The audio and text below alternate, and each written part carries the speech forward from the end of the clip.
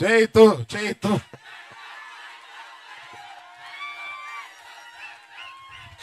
బాబు ఇవాళ మీరు అంటున్నారు, సంవత్సరన్నరగా నేను కూడా అంటున్నాను.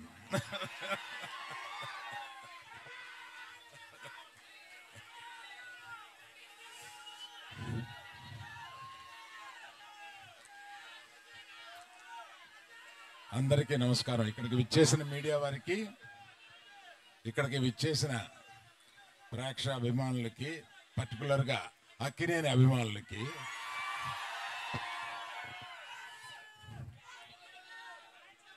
మేము చాలా కష్టపడి ఈ సినిమాని తీసాము.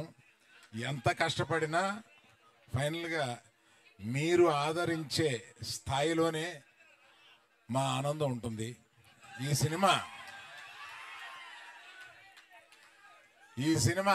తప్పక మీరు ఆదరిస్తారని నమ్ముతున్నాము. ఎందుకంటే రీజను ఇక్కడ లేని వారి గురించి చెప్పి ఉన్నవారి గురించి చెప్తాను.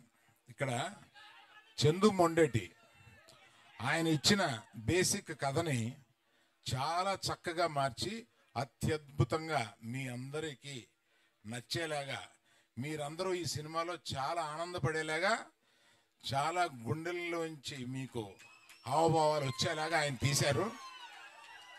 అంత బాగా తీశారు ఆ సినిమా. ఆయన గురించి చెప్పాలి. తర్వాత మన ఫేవరెట్ డార్లింగ్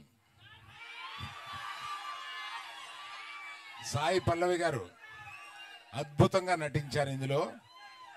మనం అదే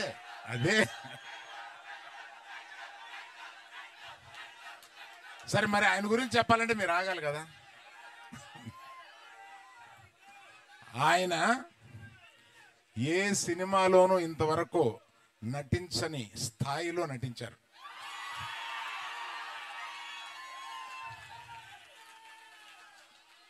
మనకి ఎంత ఉత్సాహం తెప్పించగా నటించారో,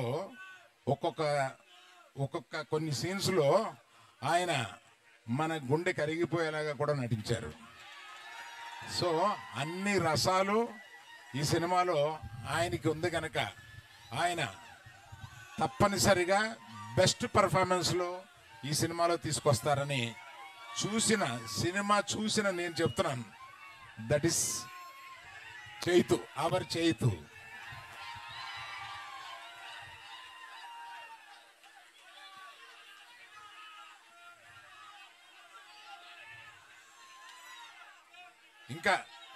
ఇంకా చాలా చాలా మాట్లాడాలని ఉంది, కానీ మాకు మర్చిపోయాను. ఆమె యాక్చువల్గా మాతో పాటు బయలుదేరి రావాల్సిన ఆమె కళ్ళు తిరిగి డాక్టర్ దగ్గర చూపించుకుంటే నువ్వు ప్రయాణం చేయడం కరెక్ట్ కాదమ్మా అని అన్నందువల్ల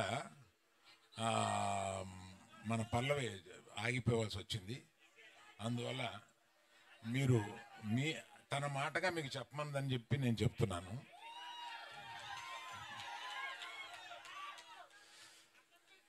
అందరిది చెప్పిన ఈ సినిమాకి ఇంత ఉత్సాహం రావడానికి కారణం music.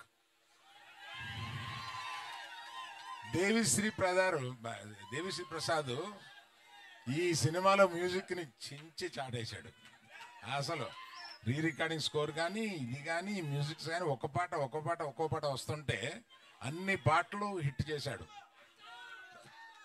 So I thank Devi Prasad for bringing so much of energy into the film. So Vizag ప్రేక్షకులకి అందరికీ, ఉత్తరాంధ్ర ప్రేక్షకులందరికీ నేను చెప్పేది, ఇక్కడ ఈ ప్రాంతం కథ, ఇది జరిగిన కథ.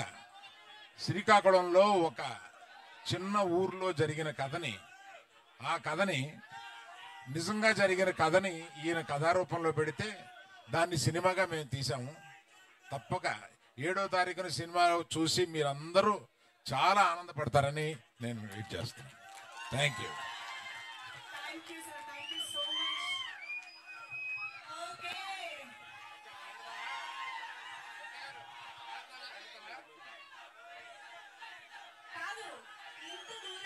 నాగ చైతన్య గారు మీ అందరి కోసం ఎక్స్క్లూజివ్ గా ఇక్కడికి వచ్చారు కదా, జస్ట్ స్పీచ్ ఇచ్చి వెళ్ళిపోతే ఏం బాగుంటుంది చెప్పండి. అందరా